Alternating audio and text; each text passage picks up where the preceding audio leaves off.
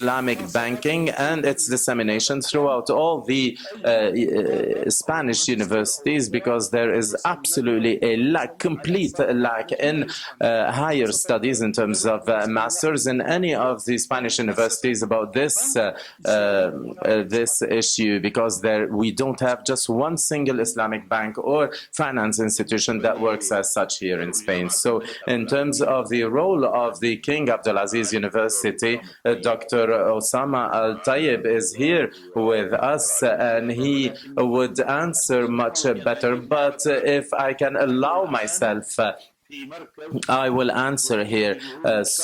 We have a center that was the fruit of the cooperation between the King Abdulaziz University and IE Institute. There was a will to build this center, and the center was founded, and this institute, actually, in the King Abdulaziz University in Jeddah is a center that was founded at the beginning of the Islamic banking. Now it has been there now for 35 or maybe 40 years. So it's one of the very first universities in the world that founded such a type of center, and the research and the books that have been published from this King Abdulaziz University, I believe that they have participated very effectively in really creating the basics of Islamic financing and Islamic banking. I'm not saying this because I'm Saudi and I'm from the city of Jeddah. I'm saying this because I work in Islamic banking, and we really have profited a lot from the result of the research that was produced by this center. And now that this center has become an institute, and with the help of God, it will start also giving higher studies programs. So my hopes are very, very big on this. There is about a presence of an Islamic bank in Spain or in Europe. Well, we had a very negative experience in this sense in the 80s. In London, we believe. Yes, it was in London. Al Baraka Bank was founded in London as an English bank. We did not incur in any incorrection or not following any principles of the Central Bank of England, but despite this, in the 90s, they just called us and they said that we had to shut down the bank. And I said, why do I have to close the bank? I said, I followed your principles. I did not. They said, because we don't have an Islamic bank. We don't want Islamic bank. I said, my name is not Islamic Bank. My name is Al Baraka, and I have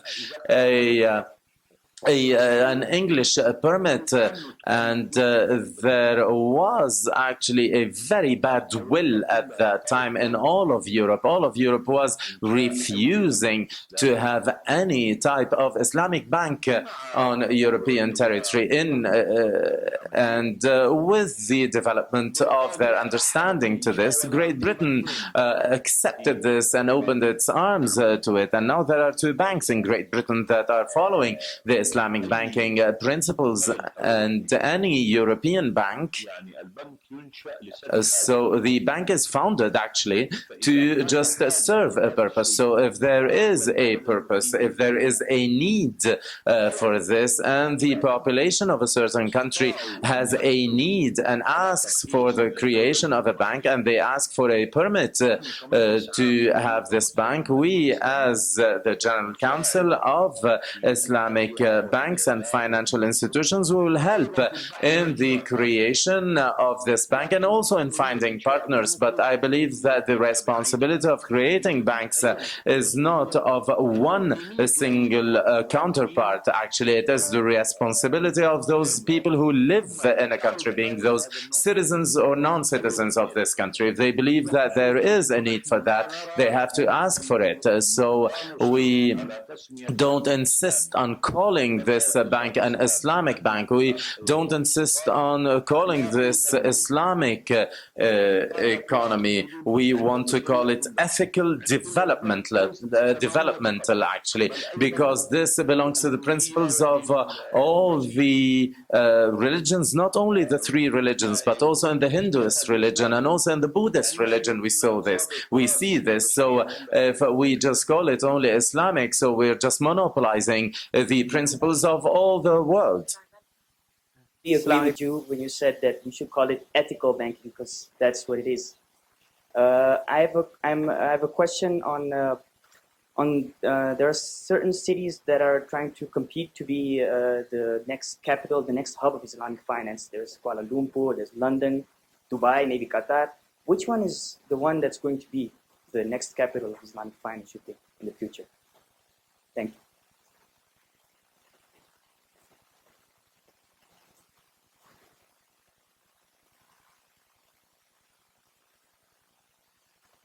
لا تستطيع. I don't believe that you can say that there is one city that will be the capital of Islamic finance for the whole world. But despite this, those who will be playing a very important role in the Islamic banking in the future will be the ones who will be the first ones to find developmental instruments that will help to help the flows of capitals to the Islamic banks, and those who will help for the development of those countries. There were many tries with Malaysia when Mahathir Mohamad was the prime minister, and after he left, actually all this fostering to this idea just disappeared. So we tried afterwards with many other countries also, and the very last one that showed an interest in playing this role was Qatar. And here I'm talking about 2 years ago. And now we are just working in founding this. And I hope that God will help us in founding the great bank. We have not decided upon the name yet. Well, we're thinking about the Istikhlaf Bank, which is the use of the land, or the construction bank, or maybe the development bank. But the problem is that it will resemble to the Islamic development bank, so we don't know. So now we are just calling it the Great Bank for the time being. And this will try to find a secondary market for a real Islamic product. So if God helps us by the end of this year, I believe that the country where this great bank will play a very important role. But I don't think that one country will be the capital of Islamic banking. My question, Amin Khatari from Al Ikhbariya Network. So in the economic crisis that is hitting all the Spanish economic sectors, you know that the banking system in Spain is just suffering a lot from this crisis. What can Islamic banking, being you experts in this, can help the Spanish banking system to face this enormous crisis? Actually, the banks that follow the Islamic Sharia law, they did not suffer from this world economic and financial crisis, whereas the banks that use instruments that are very close to the traditional Western banking instruments are suffering from this crisis.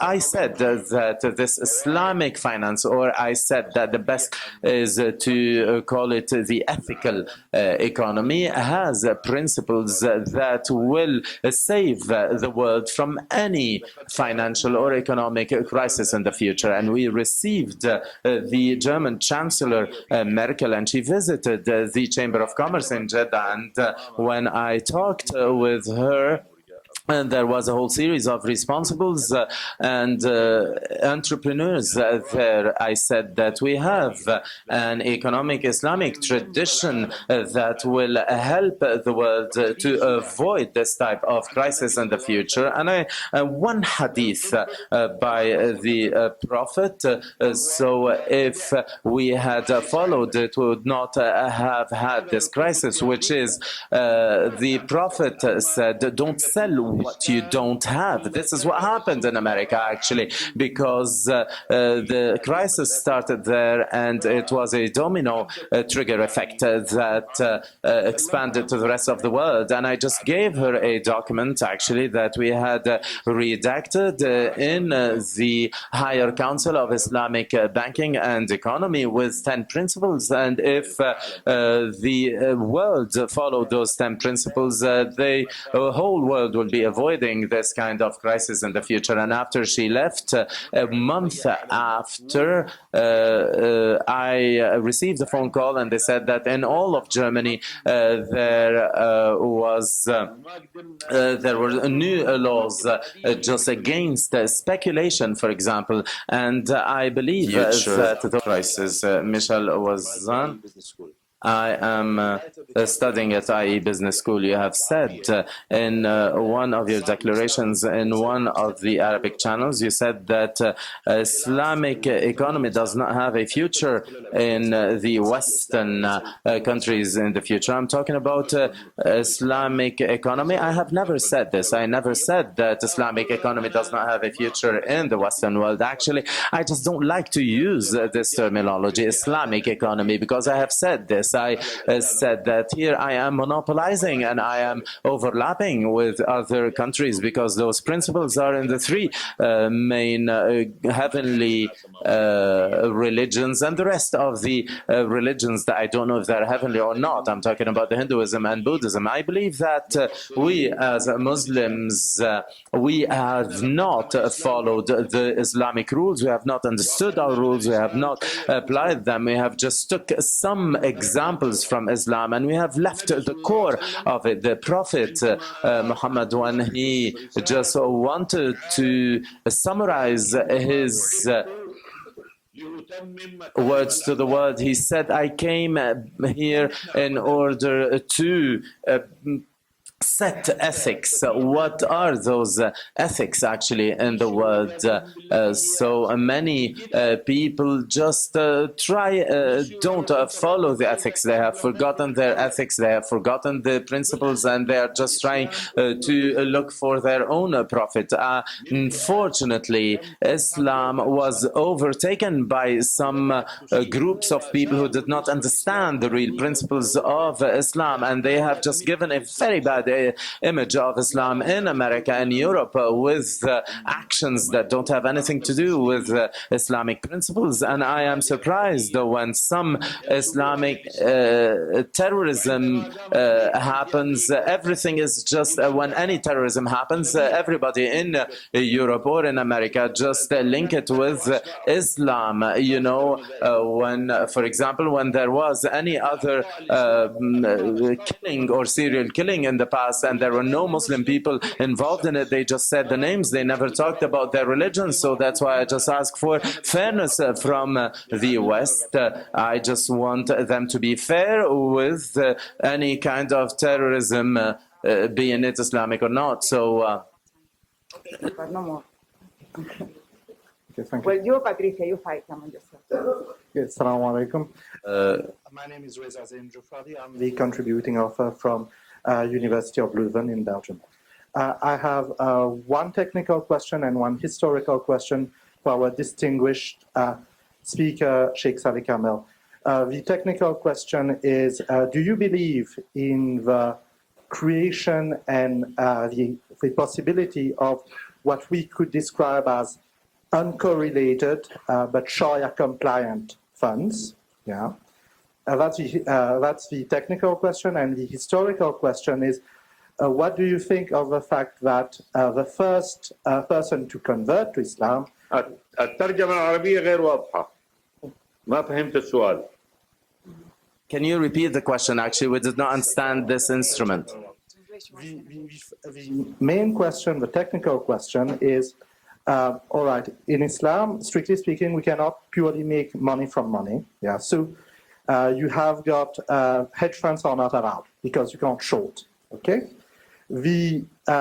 So what do you think about the possibility of having Islamic funds, yeah, which would be uncorrelated, that is, which wouldn't, regardless of whether the market would, the equity market would go up or down, would still make reasonable amount of money? That's one. The historical question is, could you please comment on the fact that the first Muslim was in fact Lady Khadija, peace be upon her, and the fact that she was what we could describe as an entrepreneur. Thank you.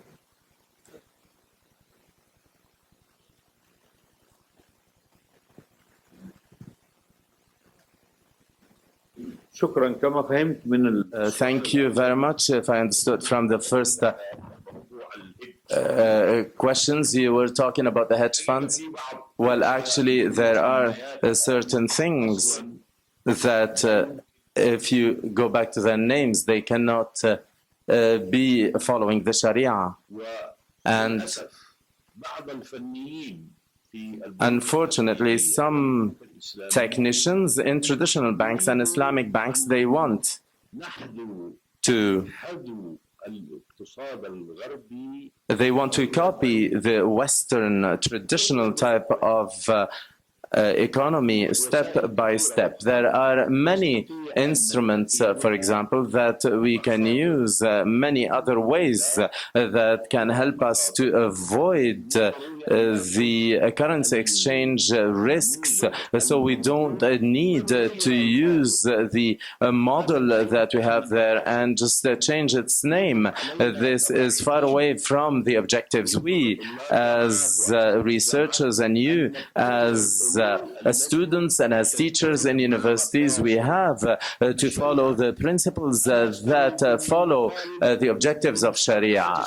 When there are people who talk about Islamic derivatives, actually derivatives cannot comply with the precepts of Sharia. So, for example, if I don't have this, I am backwards. No, it's not true. I have to follow my brain. I just cannot follow something that has created a lot of problems and a lot of crises. I call those derivatives the evil derivatives because they have created a lot of economic problems. Actually, it is against ethics and against morality to just throw the risk from you to the shoulders of other people. And the result of this is that I am trying to avoid risk, but I'm throwing this risk on the shoulders of another person who will be ending up losing. So actually, I believe that the principle that lies behind this is not ethical, not Islamic, as you said. And you just gave a name of a wonderful lady in the history of the world and the history of Islam.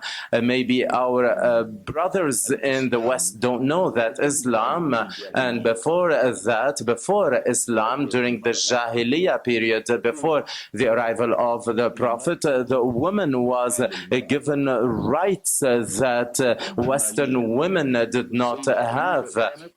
So Lady Khadija, she was an entrepreneur, and actually she had a mudarib, a partner with for her capital. So we have women entrepreneurs since 1500 years ago, whereas in Europe maybe, or in some periods, women were just seen as a part of the assets that a man had. We have a great respect for women, and you talked about an amazing lady that she was not his wife, and she was the entrepreneur who owned the enterprise where he worked. And when she married him, she she had an impact that lasted for a very, very long period until now, Sayyida Khadija. So following her example, we have created in the Chamber of Commerce and Industry in Jeddah the Sayyida Khadija Center in order to make it a research center and an example for all the women entrepreneurs in Saudi Arabia. And this center had very important results in giving opportunities of work for time. And I'd like to give the last question for a great lady. Okay, so our great lady entrepreneur. مرحبا السلام عليكم ضياء Dia Haikal from Syria. I'm studying at IAE. Can I speak in colloquial Arabic? Yes, you have talked about Islamic finance and its importance and its good results and good impacts, and that it will avoid us all the problems that we are living now. So the lack of Islamic finance as a culture, not only as an instrument of work in the universities or even in its use, for example, in the banking system, do you believe that its reason is political because Islam is linked to terrorism, or these 10 years of international dissemination of negative ideas about Islam? Do you believe that this is the reason? Because we don't see it developed in the West? Thank you very much. Well, actually, I don't believe that there was an international contubernum here. We all just share our part of responsibility. Actually, the responsibility, they did not start in the West. They started actually, and they came from the Arabic world and Islamic world, and actually we did not know how to raise them well. So we have our share of responsibility. So the lack of dissemination of Islamic banking or Islamic economy in the West is not a Western lack, it's an Oriental lack, I would say, because when the King Abdulaziz University created this institute, it was actually a good initiative in order to be present in Spain. And there are other universities that believe that this type of economy is a good economy for the rest of humanity. Some others believe they just use it for just not for the core principles and just for aesthetic reasons. And I have studied with very important people in the Western world, and they really did not know the core principles of Islamic economy. They just used it for, as I said, aesthetically. So we need to deepen our knowledge in this. So that's why I want to thank Dr. Osama and the King Abdulaziz University, because they are working and participating in disseminating this type of ideas and type of research throughout the world through the conferences that they are organizing. And I believe that this is one of the main the main works of King Abdulaziz University, because it was the very first one that started disseminating this and working on this and researching on this in the world. The same as all the people who have started this, they have to foster and they have to help and they have to protect these principles. The King Abdulaziz University has to protect also the development of those study programs to make sure that those programs have some core in them.